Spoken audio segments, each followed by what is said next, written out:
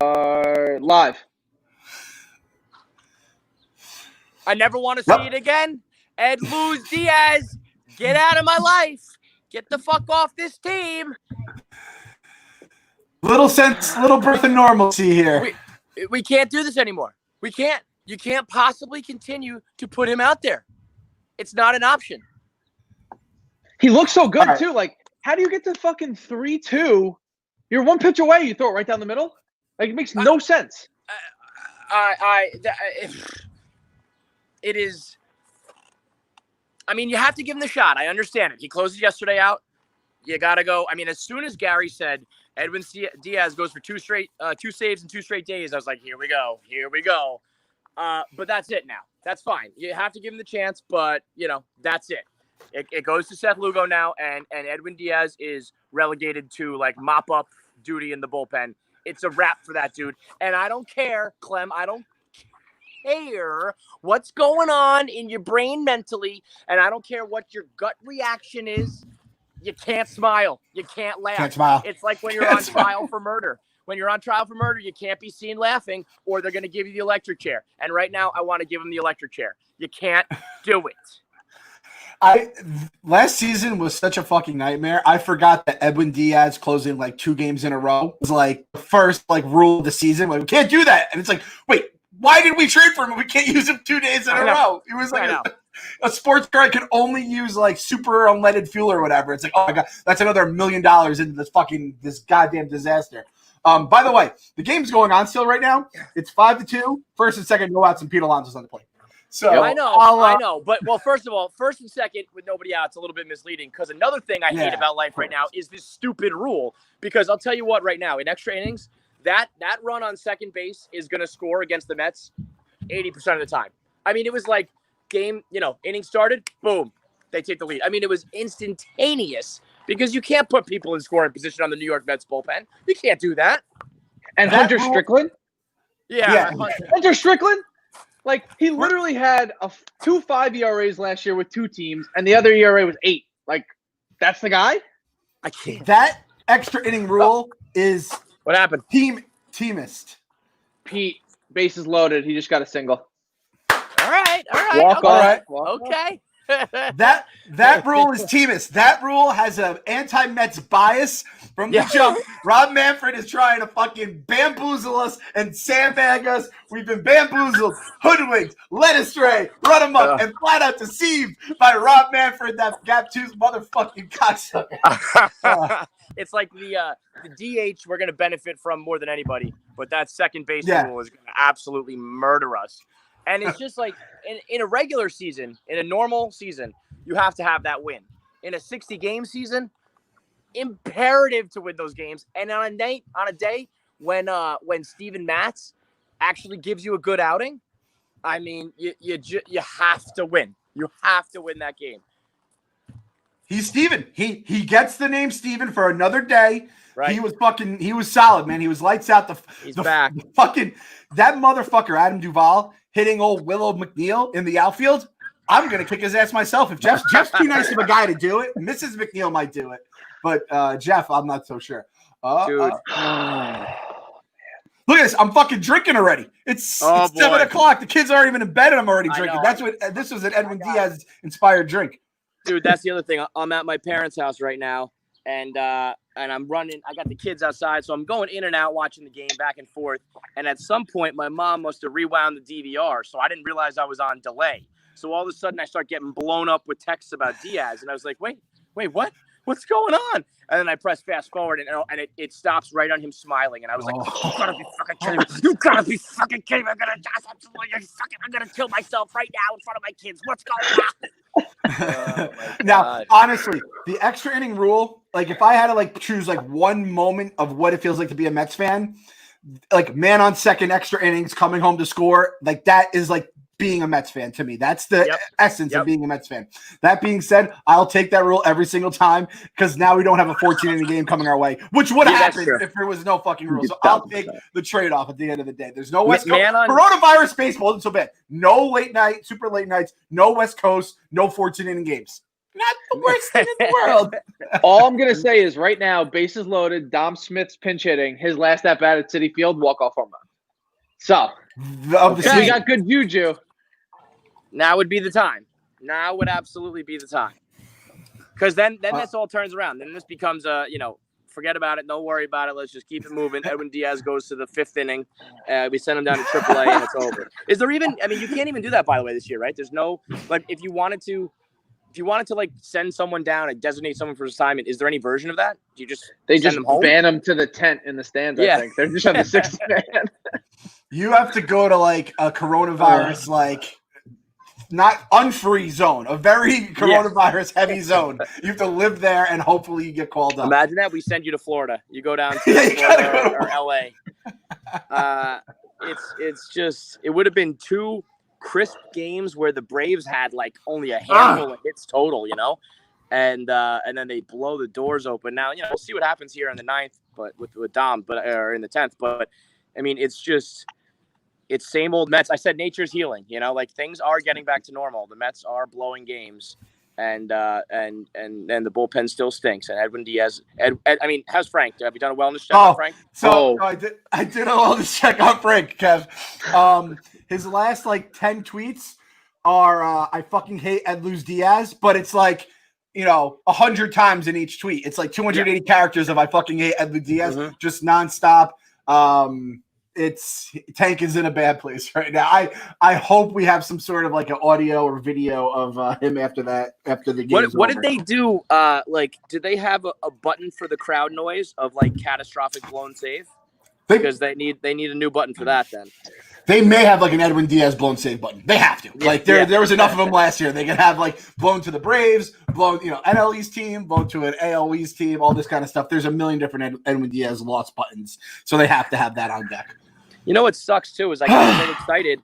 I didn't do this yesterday, but I realized today I was going to do my put it in the books tweet with Howie Rose. We can do that now that he's on Twitter, and we don't even get the chance because of Ed Luz Diaz. I mean, seriously though, if Luis Rojas wants to ingratiate himself and show that he has the stones and that he's going to manage with urgency because it's a short season, he cannot let him continue to close. Cannot. This is the thing. I didn't see that. I was told it wasn't a bad pitch, but when the pitch gets hit to fucking out of the park, I don't know. I didn't see it, but that's what I was told. If he was a good closer and it was a fluke, fine. But when you had an ERA of 6 last year and the home run ball was your bugaboo and you blew 60% of your chances because of home runs, you don't get the benefit of the doubt anymore. You don't get to say, hey, I made it. I just tipped my cap. I made a good pitch. No, you don't ever make good pitches. You're Ed Luz Diaz. You make bad pitches. Yep. He's going to kill Frank the Tank. He had a 13.5 ERA last year trying to get back-to-back saves. So, you see the numbers. You're like, it can't be that. Literally yesterday, Clem, I told you it can't be that bad mathematically. And then what happened? Yeah. It's just as bad, if not worse. Okay, listen, I got the kids with me here. I'm going to go take them for a wagon ride. There's not much else to say unless there's a absolutely miraculous comeback. Right, buddy? Right, buddy? Listen, another generation. Come on. Let's go Mets. Say, let's go Mets. Let's go Mets, Geeks. All right, fellas. Let me know if Dom Smith pulls it out. Otherwise, you got to believe. Yeah. Got to believe. All right, so we got the Buffalo at the plate here. 2 outs. I love the pitching coaches rocking the masks when they go to the mound. And then there was still a dude on the Yankees who was covering his mouth during it all. That was incredible. And they're staying far away where they're not getting close enough where they can even have to cover. Yeah, exactly. It's amazing. It's honestly, leading up to the game, too, it was flying by again. It was going to be another 2.5 hour almost game. Pete Alonso looks completely lost at the plate at this point. Yep. Do you think he's pressing because he knows it's a shorter season? You can convince me of that. It's like the WFAN callers. We could have 100 different reasons of why we think he's struggling, but pressing just is it going to be a slump or is it just 2 bad games and that's the ball game? God, that's the ball game. Ed Luz Diaz. Ah, man, match looked good. Bullpen came through again. Now, listen, I didn't have time to even get my thoughts off, but I honestly wouldn't have done this. people are going crazy every time the bullpen gives up a hit or a walk. We have to settle down a little, guys. Like, oh my God, it's like everyone. There's a reason all these pitchers are in the bullpen, especially the 6, 7, 8 inning guys. Like those guys aren't going to be lights out. You're going to have shit. And granted, like we are more scarred than most. With Familia and Diaz and all the things we've talked about, Benitez going back even further. Actually, Skinny Familia again, great. pretty fucking good, man. I'm not ready to put my heart in Familia's hands though. Like I have to give Lugo first crack at closer job. Would you? All right. So Kev obviously is like take it away from him. I'm not ready to take it away from Diaz yet. You can't. You're a new manager. You can't just flat out go, I have no faith in you right off the bat. Because then everyone on the team's like, you have no spine. You're just going to flip-flop with the media. Yep. And you can't just do that to Diaz right off the bat either. It's like, God. I'm just going to say it was a good pitch. I don't even know what the fuck that means. Because here's the thing, though. Like, it was a good pitch. He made great contact with it. But it's a 3-2 count because you're fucking around with him throwing the cute pitches leading up to it. Then you have to throw it there. So it's like, I don't know. Oh, God damn it. It sucks, man. It sucks. I was watching the game with my buddy, and he's like, oh, I think I would have left Familia in for another inning. I turned and I was like, shut the fuck up. You 100% would not have left him in. That would be the ballsiest move. I mean, I said it. I said it at the time, World Series 2000. I said, keep Franco in. Don't bring in Benitez. But you have to bring in a closer. You know what I mean? And they blow game one because of Benitez in that. And it's just your hands are tied. I almost hate that the closer position is a thing. It should just be positionless fucking baseball like everything else in the world. Obviously, you have the people who you throw your like fucking your Andrew Miller, your just weapon at any point whenever the highest stakes are at. But like I just wish it wasn't like, all right, we got to put our closer now because like there are times. I guess if we just didn't have a closer who just can't fucking close, that wouldn't be a problem anymore. The good thing is it's so sick everybody looks good but him.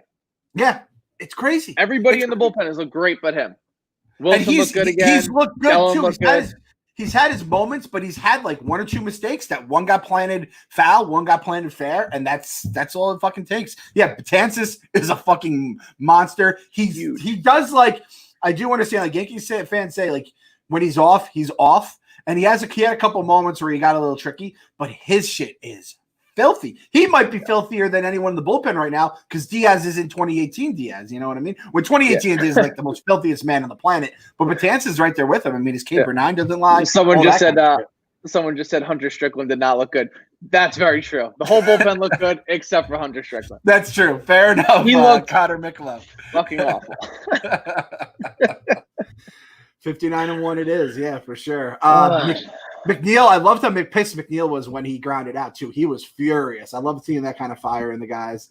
I mean, that was like you had the pitcher deflect the ball, otherwise potentially that's going up the middle, and then you had Rosario breaking to the bag. Did you see the like? It was like a pool cue.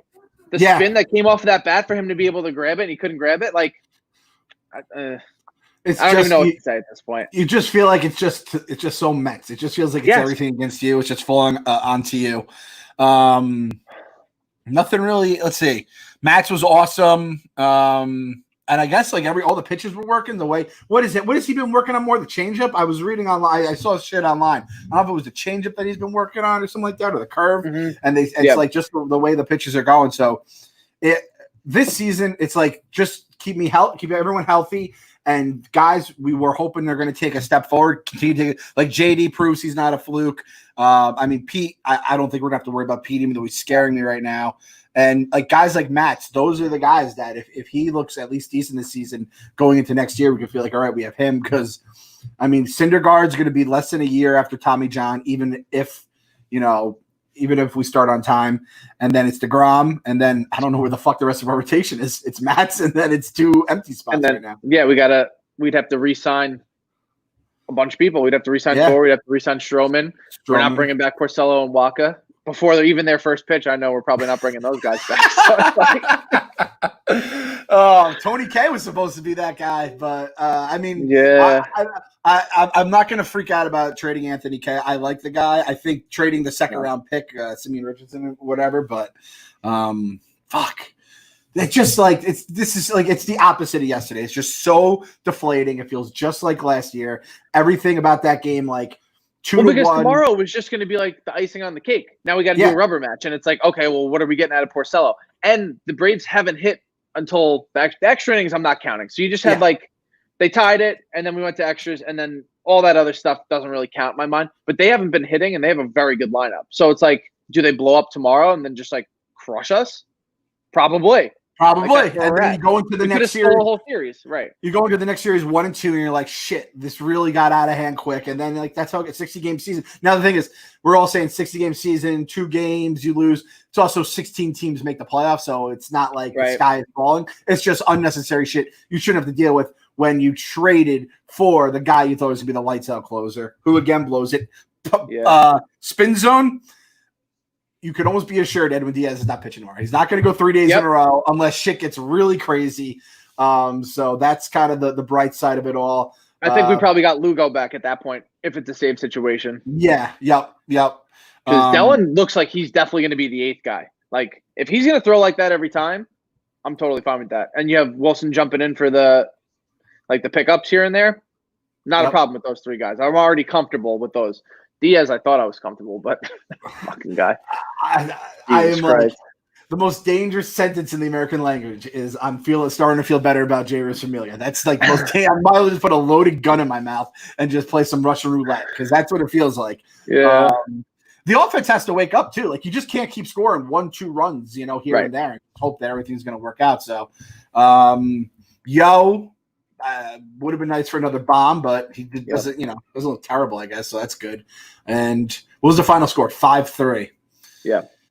God damn. Here's the thing. I hate Marisnik, by the way. I hate Marisnik. Yes. I don't know if it's because he's just chasing the balls in the outfield against Hunter Strickland. So I associate him with just dude, sucking. You're literally out there to play defense, and then the ball comes out there and it's a dribbler, and you fucking miss it. I was losing my mind.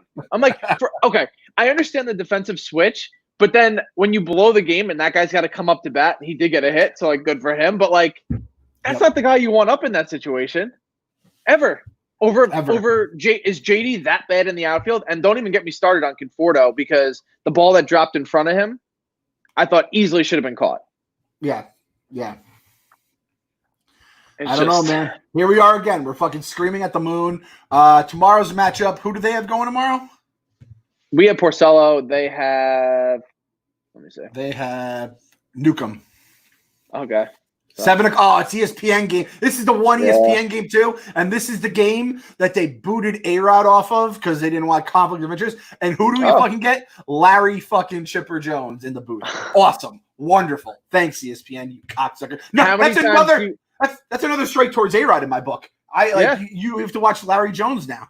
How many times do they cut to that cardboard cutout and just have him rip on the team? Oh, I love Shea Stadium. That was my favorite place to play. That's why I named my son after him. We get it. Oh God, I hate Shea Jones so much. When I blogged that blog yesterday, and it took every ounce of strength not to just yell about a 12-year-old. The old KFC would have wrote some nasty, lurid shit. I was just biting my tongue, looking at my 2 kids, and being like, all right. But when you name your kid Shea, you have to know that New York, every New Yorker is going to hate him. Not every, but millions of us Mets fans are going to hate goddamn Shea Jones. Fun fact, though, he's from Stetson, which is where DeGrom went to school, and him and DeGrom are very tight. Oh, so he actually is a Met fan. He actually likes. Yeah, DeGrom. He roots for him. I know that much. Oh, yeah. That kind of makes it kind of hurts DeGrom in my mind now. Right? I thought you were gonna tell me DeGrom broke some record he had in high school or something. That would have been. But Chipper probably holds every fucking record in probably football, baseball, fucking lacrosse, whatever the fuck they play down there. God damn it, Hunter Strickland. By the way, that is a PLL name. You should have been playing lacrosse today, not closing baseball. He closed it for us. He closed the casket on us, basically. Yeah. Anything else? I don't know if there was any other really crazy things during the game. The thing with the dog, they got to put targets in the outfield, and fans can win prizes if the guy hits the target. I think there's another way to go about these things. I saw they were saying throw some dogs a rescue dog that you can be call this number to adopt this dog. That kind of works as well. But let's get crazy with the cardboard cutouts at this point. Yeah, it's definitely a missed opportunity. I saw some guy get drilled in the face. His cardboard cutout. If you get hit, I feel like you should get that ball. Yes, something like 100%. That, you know what I mean? You get the ball, the player signs it, sorry for right. breaking your face, love. Exactly.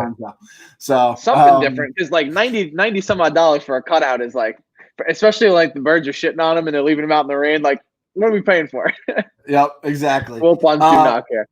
Rosario, good game from Rosario here. Conforto went 3 for 3. Shit, I didn't realize he went 3 for 3 today.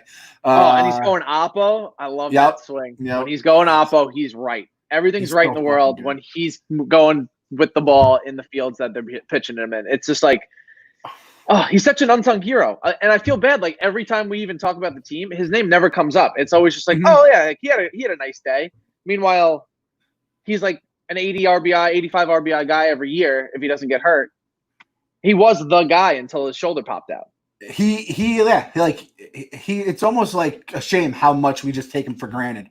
He's like Jake before Jake became like the best player on the planet. It's just every fucking year just goes out, puts up numbers, does it quietly. We do need a Mama Conforto cutout too. I tweeted that, I know, but how we fucking dropped the ball on that to begin with, that was a mistake. We should definitely, because if we can't get through like the security that let Chipper fucking Jones in, we got to get Mama Conforto on there. That would be incredible. I saw in the comment here, more Yo Knows baseball shirts. We're gonna try to get them in. I have to see if they got pulled from the store for a reason way back in the day. If not, we're definitely getting more Yo Knows baseball because Yo might be like my favorite guy to see at the plate now. Like, because I know these other guys are going to be here for the future. This is probably like our last summer fling with Yo. Yo was a summer fling in 15. I didn't think it was going to go to 16. Went to 16, went to 17. Got really hot and cold real quick. We didn't see him for a few years. He was sleeping, downstairs bedroom while we were sleeping upstairs. Then he just came back in our lives and he fucking made a memory yesterday. So we'll get more Yo Knows baseball. Those shirts were here before I was even working at Barstool, and I was working for the Mets. And I'm like, there's no way they re-sign him. But if I don't get that T-shirt, I will never forgive myself because that shirt is fire. But that was one of those things I like dropped whatever was in my hand. I was like, holy shit. Like that was the exact font and everything of the old shirt. So keep signing my 1 year deals. Yeah. I mean, like I'm 100% in. You load those deals with like an extra $2 million that anyone is offering for 1 year. And you just get contract year. It's how you fucking game the system. It's perfect. It's perfect logic. It's infallible. Especially with the I mean, if he looks good this year, we're dumb enough to re-sign him. Yeah. Doesn't matter who the owner is. We're dumb enough to re-sign him. We have 7 DHs in our lineup right now, and we'll still just sign and bring him back just because we can. So we'll see what this podcast or post game looks like. I feel like it's just going to be yesterday is going to be our high point, and it's going to be a slow. It's like Faces of Meth, where we're just slowly breaking down. And this was the first like pockmark on our cheek. This was the first moment where we got hit because. It ain't gonna be pretty tomorrow. I know Pretty Ricky. Nope. I'm not expecting much out of him. I don't think it's gonna be a happy Sunday night. Let's just put it that way. But at the end of the day, Kyle, what do we got to do? Gotta believe. Gotta believe.